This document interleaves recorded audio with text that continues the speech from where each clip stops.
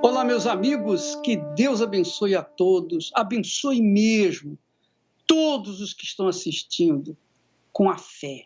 Abençoe com a fé, porque a fé vem do alto. Deus é quem nos dá a fé.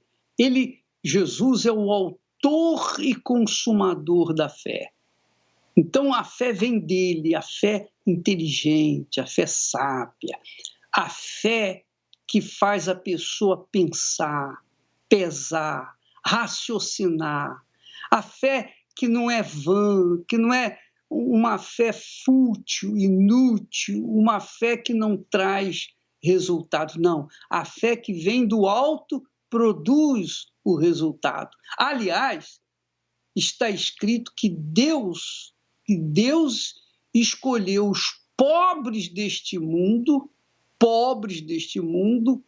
para lhes conceder a fé, o poder da fé, a riqueza da fé, para que através dessa riqueza, através dessa fé, elas venham conquistar o que desejarem, o que quiserem, sobretudo conquistarem o reino de Deus. Porque conquistar nessa vida, nesse mundo, é fácil. Difícil é manter as suas conquistas. Mas quando a pessoa conquista pela fé inteligente, ela tem fé não só para conquistar, mas, sobretudo, para manter as suas conquistas. E isso, graças a Deus, tem acontecido comigo há 54 anos, com muita alegria, com muita satisfação. Eu tenho servido o meu Senhor Jesus Cristo. 54 anos. Ele me deu essa fé que tem me mantido de pé pela sua misericórdia, mas pela fé que ele me tem concedido. Então, que essa fé venha fazer parte da sua vida, porque nos negócios, no seu trabalho, na sua faculdade, na sua escola, qualquer que seja a tarefa que você realize, você precisa da fé. Não há como você se levantar pela manhã sem utilizar a fé. Agora, a fé que nós estamos tratando é aquela fé que vem do alto, é a fé sobrenatural, que é mais do que uma fé natural, é a fé sobrenatural, a fé de crer no impossível, de fazer e acontecer aquilo que se quer, aquilo que se projeta, aquilo que se tem sonho, que se idealiza dentro de si. Então, Jesus fala sobre essa fé. Ele fala dessa fé nesse texto que nós lemos ontem, anteontem, e vamos ler outra vez para que isso não seja esquecido. Jesus disse: todo aquele que escuta estas minhas palavras, quer dizer, quem escuta as palavras de Deus e as recebe, recebe fé, recebe o espírito da palavra, recebe a fé. Então, aquele que escuta as minhas palavras é semelhante ao homem prudente, quer dizer, aquele que ouve e pratica, aquele que ouve e tem coragem para colocar em prática o que ouviu, a palavra que ouviu, a palavra que vem do alto. Então, essa fé, minha amiga, meu amigo, é que faz a diferença na vida da gente. Quer dizer, o diabo, o mal, a maldição, tudo que é ruim nesse mundo, tudo que é nocivo, tudo que é cruel, tudo que é para desgraçar a vida das pessoas, começa com a dúvida, o medo. A dúvida traz o medo traz ansiedade, preocupação. Aí traz também o que faz acontecer a depressão, que tem levado tanta gente ao suicídio. Então você, minha amiga, meu amigo, que tem depressão, é porque você vive na dúvida.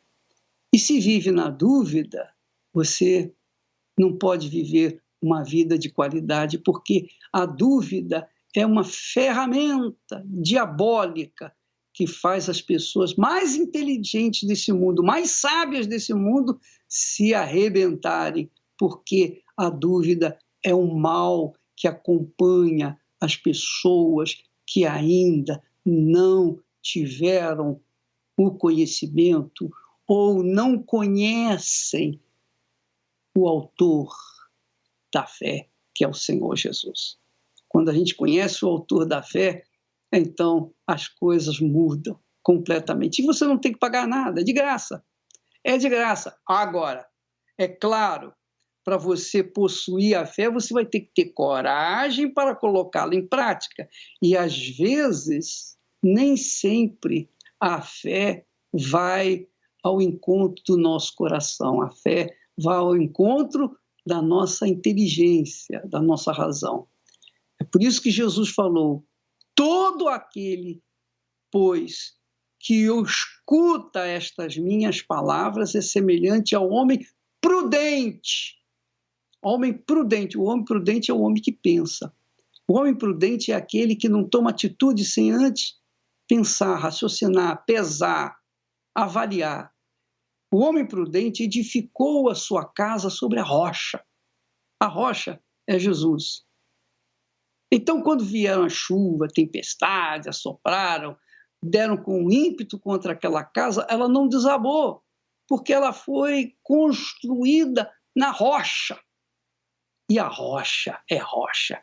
A rocha sustenta a criatura, sustenta a casa, sustenta a nossa vida. Essa é a fé da Igreja Universal do Reino de Deus, que nós temos distribuído, passado, transferido para aqueles que têm juízo e querem uma vida de qualidade. Nós vamos assistir agora o testemunho de uma criatura que gemeu, sofreu, urrou, mas um dia conheceu essa fé. Olha só o que aconteceu na vida dela. Vamos assisti-lo. Meu nome é Dábila, tenho 25 anos e a minha infância foi muito conturbada por conta de eu ver muitas brigas do meu pai com a minha mãe, por conta que ele era viciado em bebida, viciado em jogos. Eu via meu pai sempre perdendo empregos bons porque ele passava a noite jogando nos bares, inclusive a minha mãe vivia atrás dele nos bares e eu era muito pequena, eu tinha que ir junto, às vezes quando o bar era próximo de casa minha mãe nem ia, eu que tinha que buscar meu pai 4, 5 horas da manhã para ele ir embora, porque ele tinha que trabalhar. Então eu fui crescendo, né, até a minha adolescência com muita briga, era eu com a minha irmã, ela chegava a me agredir, e eu já tinha muita raiva dela, eu não gostava de ficar perto dela. E eu não sentia prazer em ficar em casa. E ainda mais que os meus pais brigavam a ponto que eles acabaram se separando. E isso foi um baque para mim, porque acho que ninguém se quer que os pais se separem. Então minha mãe não ficava atrás de mim, aonde eu saía, com quem eu estava, na escola, com quem me envolvia. Minha mãe acabou que me deixando sozinha. E uma amiga me convidou, né? Me chamou para ir num terreiro. No começo, eu ia só para me familiarizar. Mas depois eu fui querendo como algo particular meu mesmo. Eu já estava gostando do que eles faziam, eu já queria estar dentro, né, para saber como que era. Então eu comecei a estudar, a falar em outras palavras, que era o urubá, na época, a língua, né, que eles utilizam, africana. Eu comecei a aprender a fazer os feitiços, aí a fazer trabalhos nas matas virgens, nas cachoeiras, né? E tinha até rituais que eu tive que aprender a fazer, que eu tive que manter relações sexuais com os encostos, porque era algo que era necessário para que o trabalho que fosse feito desse certo. Eu queria seguir carreira, profissão como mãe de santo, então me ofereceram um emprego. O pai de santo, ele tinha um barzinho, né? Ele falou, olha, como você não tem, né, dinheiro, seus pais não vão te ajudar para você poder pagar a sua raspagem, que na época era na faixa de 2.500 a 3.000, então você trabalha aqui pra gente e você vai juntando dinheiro e você paga a sua raspagem. E eu fiz isso. E assim, esse ritual, por exemplo, a pessoa ela tem 90 dias para ela raspar a cabeça, para ela se entregar.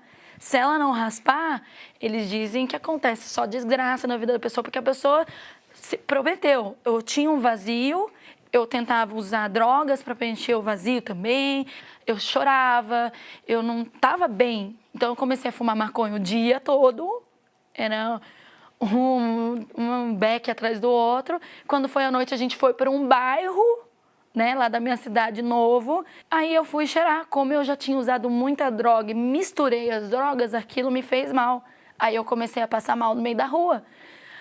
E eu comecei a passar mal, a cair, a minha língua começou a ir para fora. Se não fosse uma mulher que estava na rua com o portão aberto, que ela viu que eu comecei a passar mal, e as minhas amigas não sabiam o que fazer, elas começavam, me ajuda, e eu passando mal. E eu comecei a pensar muito em Deus nessa hora, porque você está morrendo, você pensa em Deus, não adianta. Você pode ser ateu, você pode ser o que for, na hora que você está morrendo, o seu pensamento vai em Deus. E agora? Aí foi a hora que eu comecei a orar e falar, dentro de mim, assim, não falando, mas nos meus pensamentos eu falei, meu Deus, me livra dessa.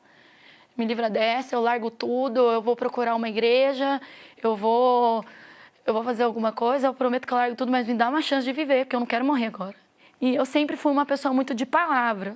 Eu tinha prometido para Deus que se Ele me livrasse daquilo, eu ia largar tudo. E foi o que eu fiz. No outro dia, numa terça-feira, eu falei, vou procurar uma igreja. E a única igreja que estava aberta nesse dia era a Universal. Aí o pastor sentou comigo, aí eu contei tudo pra ele, que eu tinha um vazio muito grande, que eu tava usando droga, que eu quase morri. E ele falou, eu vou te ajudar, pode ficar tranquilo, Deus ele vai te ajudar. Quando eu cheguei na igreja que eu via, tipo, aquele mesmo espírito, só que de uma forma diferente na igreja, eu fiquei com muito medo.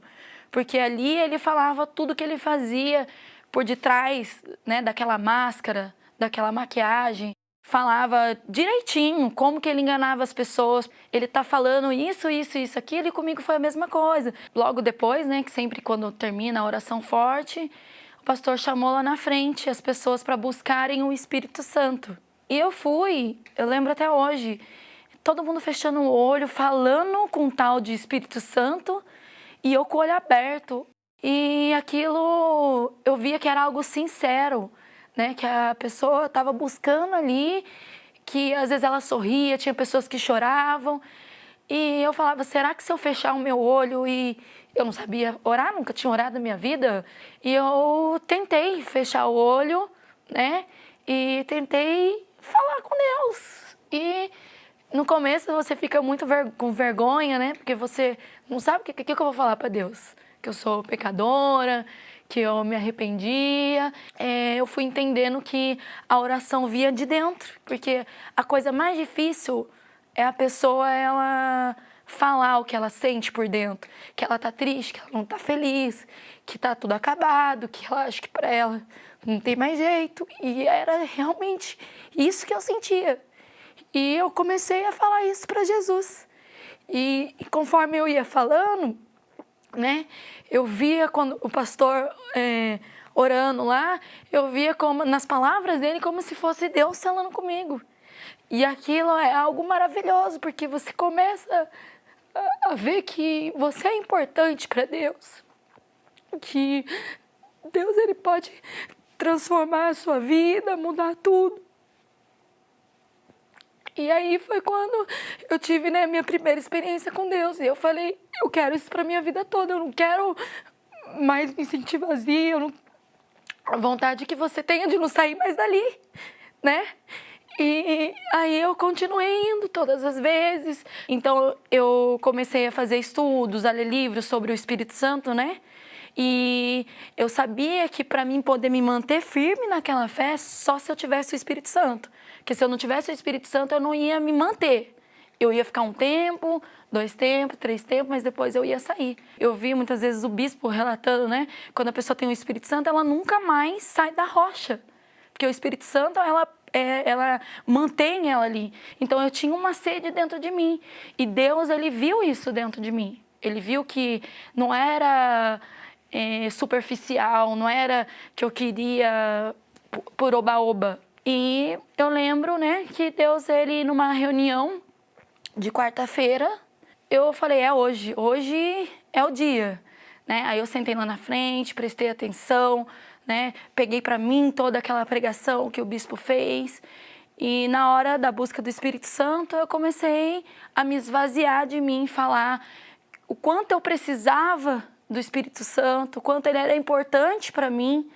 E naquele momento, né, que eu estava falando, me esvaziando de mim mesmo, falando aquilo que eu sentia, aí foi quando eu fui batizada com o Espírito Santo, que eu senti uma alegria, né, invadindo o meu ser, cada vez mais, senti vontade de adorá-lo, a certeza dentro de mim me invadiu, que aquele momento você não quer sair mais dali, aquele vazio sumiu de vez.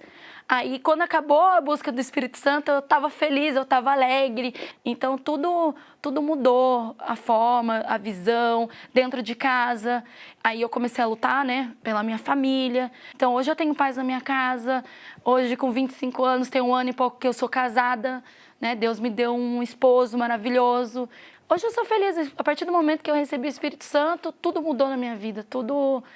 encontrei uma profissão, eu trabalhava para os outros. Hoje eu abri a minha visão, comecei a trabalhar com uma coisa que eu nunca achei que ia trabalhar. Sem o Espírito Santo, eu não seria nada. Sem o Espírito Santo, eu acho que eu não estaria viva. Sem o Espírito Santo, eu não teria encontrado a felicidade. Sem o Espírito Santo, eu não ia encontrar um talento, uma profissão que eu pudesse desenvolver.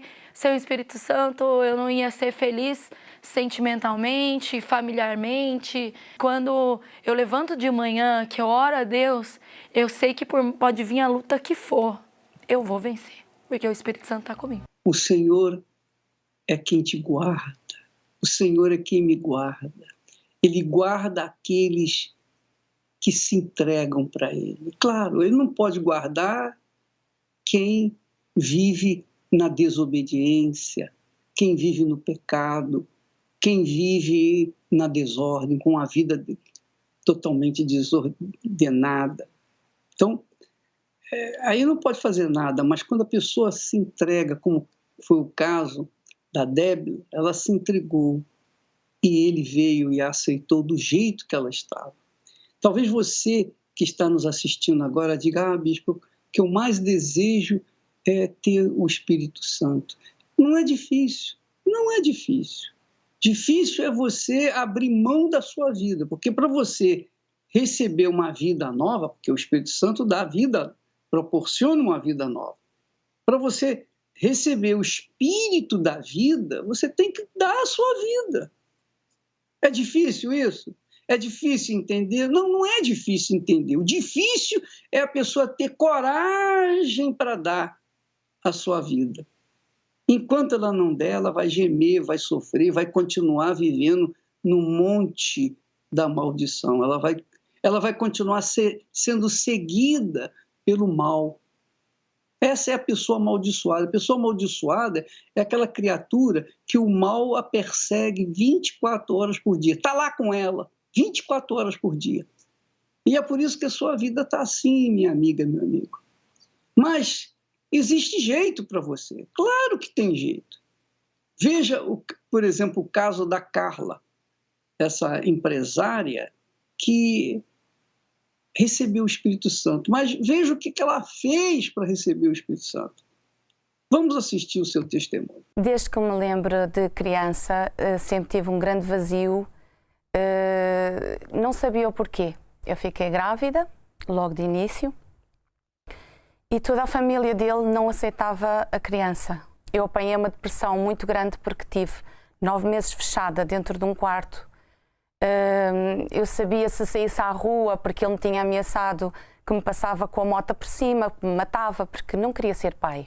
Então eu passei esses 9 meses com um vazio maior do que o que eu sentia quando era criança, porque eu senti-me um nada, um lixo. Até que ela foi crescendo e eu deixei de trabalhar de repente, eu deixei de estudar, eu deixei de sair à rua, eu não tinha forças para nada. Eu não quis mais tratar dela, eu não conseguia cuidar dela. O médico dizia que era síndrome do pânico, que era depressão. Eu já não queria tomar banho, quem cuidava da minha filha eram as minhas tias, a minha mãe. E então, assim, eu pensei, o que é que eu estou aqui a fazer? Eu vou matar-me, eu vou fazer algo para tirar a minha vida, não estou aqui a fazer nada.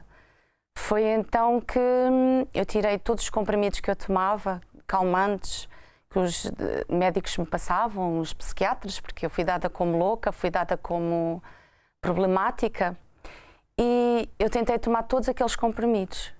15 anos após, a minha filha então cresceu, também isolava-se de nós, com os mesmos sintomas que eu, e então tivemos que interná-la na psiquiatria.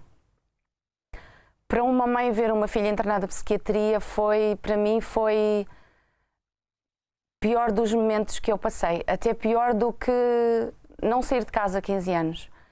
Porque uma mãe ver uma filha internada dada como louca é uma dor tão grande que a gente sente no coração. A primeira visita que eu fiz à minha filha quando ela ficou internada, a reação da enfermeira quando veio ter comigo é: pode sair embora. A sua filha não a quer mais ver, a sua filha tem ódio de si, a sua filha diz para não voltar mais, que ela quer viver aqui. E essa palavra para mim, da enfermeira, foi como um desabar do mundo em cima de mim. Foi então que uma tia minha me convidou a ir na Igreja Universal. E eu, neste mesmo dia, quando ela não me quis ver, eu parei à porta de uma Igreja Universal e entrei. Lembro que ao entrar eu chorei muito e fui falar com um homem de Deus que estava no altar. E aí ele falou para mim e ele disse: aqui não é o fim, deu um sorriso. Isto é um começo da sua vida. Eu voltei lá e propus-me então, aceitei fazer então as correntes que ele me propôs. Eu comecei a ver a minha vida a mudar dia a dia. Eu primeiro comecei a sentir vontade pela vida. Toda a minha vida foi, pouco a pouco, foi mudando. Foi quando eu falei com Deus e vi que algo me faltava, que eu não tinha tudo como estava a pensar, estava-me a faltar algo. E esse algo era muito mais importante do que tudo o que eu tinha recebido até então. Deus não me queria só dar bens materiais, mas sim o Espírito dele. E foi então que eu decidi, com todas as minhas forças, 100% no altar, que eu tinha que receber o Espírito Santo. Eu comecei então a jejuar mais, a me entregar mais. Foi então que eu aprendi a negar o meu eu. Lembro-me que um domingo de manhã, que eu acordei bem cedo, mais o meu esposo, e eu já tinha determinado dentro de casa: eu hoje vou receber o Espírito Santo. Eu busquei o Espírito Santo como se fosse a última água que eu tivesse para beber, como se eu tivesse a morrer de sede, porque eu não queria mais voltar ao passado. E então eu tinha a certeza que se esse Deus, o Espírito Santo, viesse morar dentro de mim, nunca mais eu iria voltar ao passado. Eu lembro que o Sr. Bispo Macedo estava a pregar sobre o Espírito Santo e ele disse: então recebam onde você está o Espírito Santo. A minha certeza que eu ia receber o Espírito Santo era tremenda, porque eu estava a negar o meu eu, coisa que eu nunca fiz em toda a minha vida. Então essa certeza era tão grande, tão grande, tão grande, que eu disse para Deus: eu neste momento, Deus, eu tenho sonhos, mas eu só quero o Senhor. Eu só quero a Ti, Deus, eu só quero o Teu Espírito dentro de mim, eu não quero mais nada. Foi a maior alegria da minha vida. Eu não troco nada. Eu costumo dizer para Deus que o Senhor pode me tirar tudo, menos o Teu Espírito, porque eu não consigo viver sem o Espírito Santo. Ele é o ar que eu respiro, Ele é a minha força, Ele é o meu chão, Ele é a minha riqueza, Ele é o meu tudo, o meu tesouro. Hoje a minha vida está completamente transformada. Hoje eu sou uma nova mulher. Quem olha para mim diz que não sabe o que eu tenho, mas que quer o que eu tenho. Tenho um casamento abençoado. A minha filha, que era um caso perdido, hoje está transformada pelo poder de Deus. Eu posso dizer que a minha casa é um cantinho do céu. Hoje a minha vida financeira é completamente transformada. Eu hoje trabalho por conta própria, sou empresária. Posso comer no restaurante que eu quero. Eu hoje posso comprar a roupa que eu quero, a marca que eu quero. Tenho o meu sonho realizado. Hoje eu encontrei a alegria eterna. Olha, esse é o lucro que nós temos. Esse é o meu salário. É isso que eu ganho. Eu ganho muito, mas muito, além do que você possa imaginar. Porque não há alegria maior, não há gozo maior para uma pessoa do que ver o Espírito Santo chegar e fazer morada dentro de outra pessoa. E isso eu tenho visto.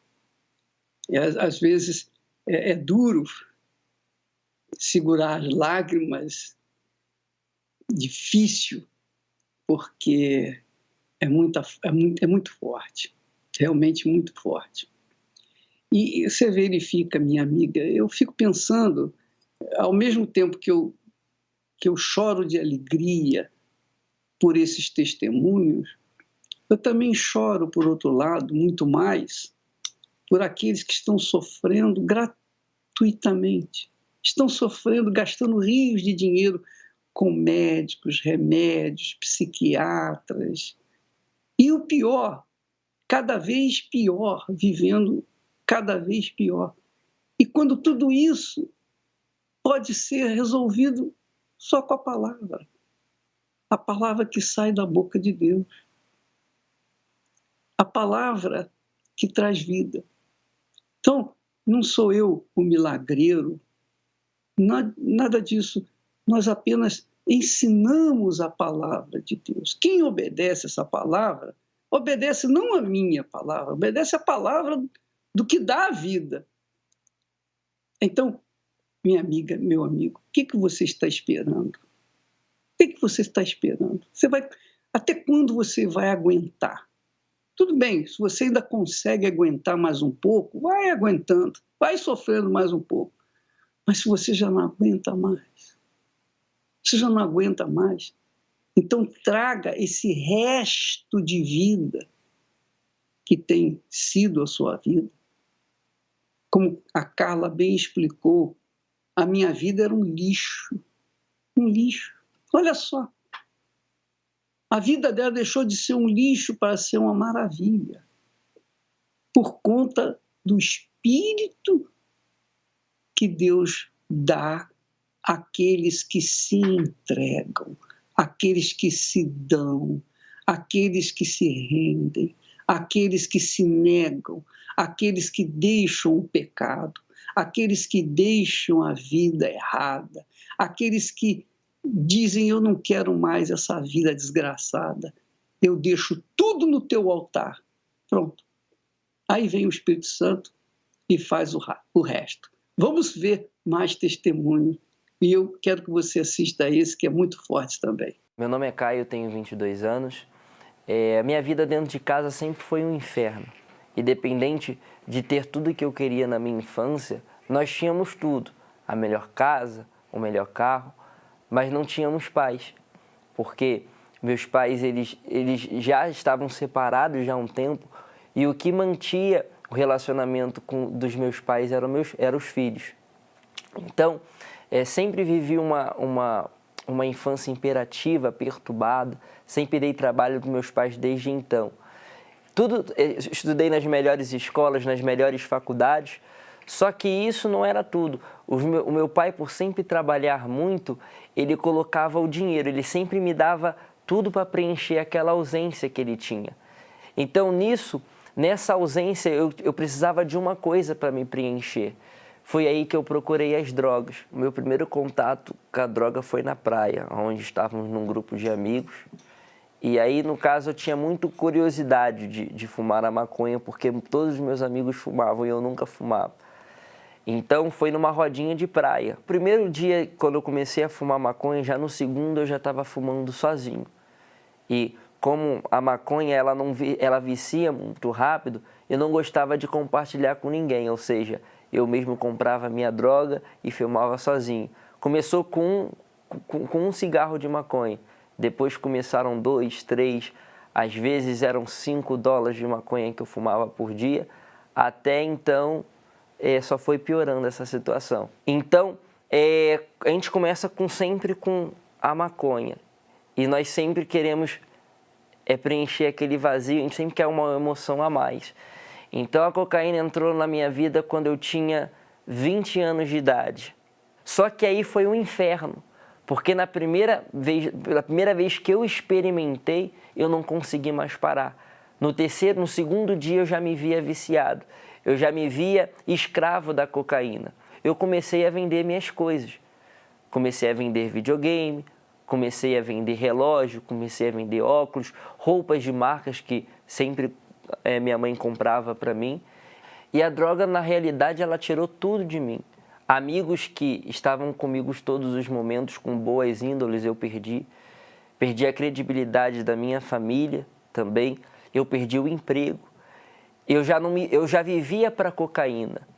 Tudo que eu conseguia era para cocaína. E eu me sentia no fundo do poço. Eu já não tinha ali já mais vontade de viver. Todos os meus sonhos, eles acabaram. Eu só queria morrer. Morrer. Tudo na minha vida estava dando errado. Tudo que eu fazia dava errado. Tudo que eu pensava em fazer dava errado. Então, eu não tinha mais aquela vontade, aquela alegria de viver. Eu me via naquela situação como um escravo da droga. Um dia eu estava drogado. Uma voz sempre dizia para mim: se mata. Você não precisa mais viver isso. Acaba com esse sofrimento. Sua família está destruída, seu emprego está acabado, sua dignidade você não tem. Então foi aí que eu peguei uma cartela de alprazolam e eu tomei toda essa cartela e eu tive a overdose. Eu só não morri porque um amigo meu bateu em casa 10 minutos depois e eu estava tendo ataque dentro do quarto. Quando ele conseguiu abrir a porta que eu tranquei, eu já estava branco, eu já estava pálido. E aí uma amiga chamou um carro, o primeiro carro que passou na rua, e me levou num posto de saúde. Foi isso que me levou, porque eu queria fazer de tudo para acabar com aquele sofrimento. E foi aí que eu encontrei o suicídio na forma de acabar com isso tudo. Então eu cheguei no hospital, foi me feito lavagem gástrica, fiquei com uma sonda. E nisso eu vi, assim como Jassan, eu já vi que eu não estava aguentando mais. Foi aí que uma vizinha minha me apresentou à Igreja Universal. Minha mãe conversou com ela do que estava acontecendo assim que chegamos em São Paulo. E eu decidi ir obedecer. E através do altar, foi sabido para mim que atrás dos meus problemas existia um espírito. E chegando na Igreja Universal, tinha um pastor no altar, e ele me fez enxergar que o meu problema era espiritual. Então foi aí que eu tive uma certeza tão grande, eu não vou mais cheirar. E através dessa decisão, através dessa direção que o pastor nos deu no altar, acabou. Eu não precisei de clínica, eu não precisei de psicólogo. E logo após eu batizar nas águas, eu ali entendi que eu precisava de algo a mais, o Espírito Santo, o Espírito de Deus. Porque muitas pessoas falaram: eu sou batizado com o Espírito Santo, mas como? Como eu posso conseguir? Então foi aí que eu busquei. Eu derramei a minha vida, todas as mágoas do passado, tudo que eu fazia de errado, eu resolvi entregar naquelas águas. E nisso eu comecei a buscar mais. De madrugada levantava, antes de dormir buscava, não só orava, mas também buscava o Espírito Santo. Comecei a estar na igreja mais nas reuniões. Eu falei: meu Deus, além de ser liberto hoje, além de ter um encontro contigo, ser batizado, eu quero ter teu Espírito. Então, onde eu comecei a investir mais na minha vida espiritual, meditar mais na palavra de Deus, buscar o Espírito Santo com mais intensidade, na forma de sacrifício, como, por exemplo, acordar de madrugada para buscar o Espírito Santo, dormir de novo, 3 horas depois acordar. E quando Jesus me deu o Espírito Santo, eu fui preenchido com uma certeza, a certeza da salvação. Eu falei: poxa, eu posso morrer aqui agora e ser salvo. Não vou nem, porque não adianta nada eu ter prata, ouro, mas no final eu perder a minha salvação. Quando eu tive essa certeza, porque o que eu queria mais do Espírito Santo é para ganhar almas, é para partilhar com o próximo, com os outros, o que Deus fez na minha vida. Hoje eu sou uma pessoa totalmente liberta dos vícios. Hoje eu faço a obra de Deus como um obreiro, ou seja, um viciado, uma pessoa que falava para minha mãe que eu ia morrer, eu ia preso. Hoje eu faço a obra como obreiro e a minha vida transformou. Eu tinha casa, mas eu não tinha um lar. Hoje eu tenho um lar. Hoje eu tenho o casamento dos meus pais restaurados. Hoje eu tenho um emprego ótimo. E eu tenho o Espírito Santo, que é o principal. Antigamente eu vivia para droga e hoje eu vivo para Deus. Já parou para pensar que o resultado da sua vida é o efeito das suas escolhas? Olhe um pouco para trás. Aquela noite de prazer acabou com o seu casamento. Aceitar aquele cigarro foi o começo das drogas que hoje você é viciado. Topar aquela proposta de dinheiro fácil levou a sua empresa à falência. Parece duro ouvir tudo isso, mas é verdade. Não adianta culpar as pessoas e muito menos a Deus.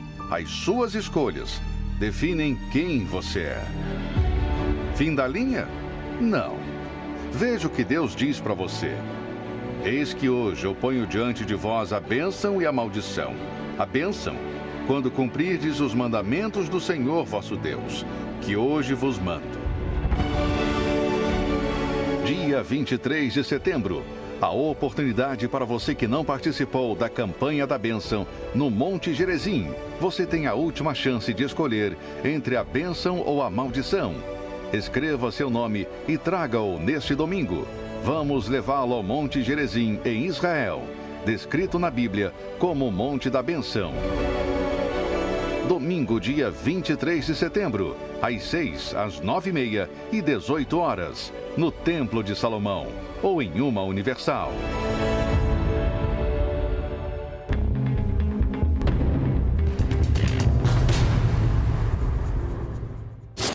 Meu nome é Glebson Fernandes Alves Silva, sou empresário no ramo de transportes. Olha, eu ouvi as piores coisas possíveis, que a igreja ela era uma instituição com fins lucrativos, que as pessoas que chegavam até ali teriam que dar todo o seu dinheiro e, inclusive, se viesse de carro, tinha que deixar o carro e voltar a pé. Do Bispo Macedo, que ele era uma pessoa que, na realidade, ele não estava com a intenção de salvar as pessoas. A intenção dele era ver o lado próprio financeiro, principalmente, dele. Eu ouvia falar muito que ele era ladrão, que o interesse dele era de tomar o dinheiro das pessoas, por isso que ele arrebanhava essa quantidade de pessoas para dentro das igrejas, para poder tentar tirar tudo que elas tinham, imóveis, carros, terras, o que fosse possível ele tirar. Era essa a ideia que eu tinha, que ele ia tirar tudo. Eu lembro a época que o bispo foi preso e ali eles colocaram o bispo como se ele fosse a pior pessoa da face da terra. Então eu passei a ter uma imagem muito ruim do Bispo Macedo, tomei mágoa dele, apesar de ter uma instrução, mas eu tinha uma vida totalmente derrotada, uma vida totalmente destruída, que não condizia com o que eu tinha aprendido na infância e nem com o que eu aprendi na escola, por exemplo. Eu vivia uma vida totalmente destruída. Era viciado no álcool, em drogas, né? Para falar a verdade, a primeira vez que eu vim na igreja, eu invadi a igreja com um carro, né? Foi aqui na catedral, eu invadi o portão e fui parar no subsolo. Com esse carro derrubou o portão, quase atingiu uma pessoa que estava lá, isso era madrugada. Eu estava muito bêbado, alcoolizado, drogado. E a primeira vez que eu cheguei na igreja foi assim, porque eu vim movido por uma raiva. Eu estava no bar bebendo e lá alguns companheiros começaram a falar da igreja e eu concordando com eles falando mal da igreja, eu concordando com eles. E na hora um falou, você tem coragem de ir lá agora, invadir lá e matar alguém lá dentro? E eu me prontifiquei na hora. Quando eu invadi a igreja, que eu fui parar no subsolo, eu fui abordado por algumas pessoas que se encontravam ali e tinha alguns pastores, à época, e essas pessoas que estavam ali, eles queriam conversar comigo, tá? Fui impedido de conversar com essas pessoas porque alguns pastores que estavam ali resolveram me dar um atendimento ali naquele momento. E aí eu fui receber um atendimento e a partir daí comecei a ver a igreja e os pastores de uma outra maneira, de um outro ângulo. partir daí, eu comecei a ver que eles não eram aquilo que eu ouvia falar pelas rádios, pela TV e pela minha família, que é de uma outra instituição. Fui criado lá dentro, e então tudo que eles falavam lá era de mal, era de ruim. Mas a partir daquele momento, daquele tratamento que eu tive ali, eu passei naquele momento a enxergar eles de uma outra maneira, de uma maneira melhor. Aí eu percebi que a mídia, ela pode filmar qualquer coisa e editar o que eles quiserem, né? E quando eu passei a conhecer de fato, pessoalmente, aí, vindo nas reuniões, vendo como que era o tratamento dos pastores, dos obreiros com as pessoas, então eu vi, pô, aquilo ali era tudo falso, é tudo mentira para tentar tirar a gente dali, para a gente não chegar até ali, porque o diabo, ele sabe que se a pessoa chegar aqui, na Igreja Universal, os planos dele estão frustrados, foi tudo por água abaixo. Me senti muitíssimo prejudicado pela mídia à época, me envergonho grandemente por isso, por ter sido tão ingênuo de olhar e crer em algo que eu não fui conferir. O que a Universal fez na minha vida e o poder de Deus foi uma transformação. Hoje a minha vida é uma vida abençoada, dou uma vida muito boa para minha família. E hoje eu sou uma pessoa totalmente liberta, livre do vício, do álcool, das drogas. Há 15 anos, graças a Deus. Se eu pudesse ver ele hoje, pessoalmente, pediria desculpas, pediria perdão por ter crido naquilo que eu via pela TV. Você que está me ouvindo agora, que tem esse preconceito, que acha que aqui todo mundo é ladrão, eu te convido, eu te faço esse desafio, vem aqui de perto, que com certeza, assim como eles estavam de portas abertas e me receberam, e eu passei a vê-los diferente, vem aqui para você comprovar isso também.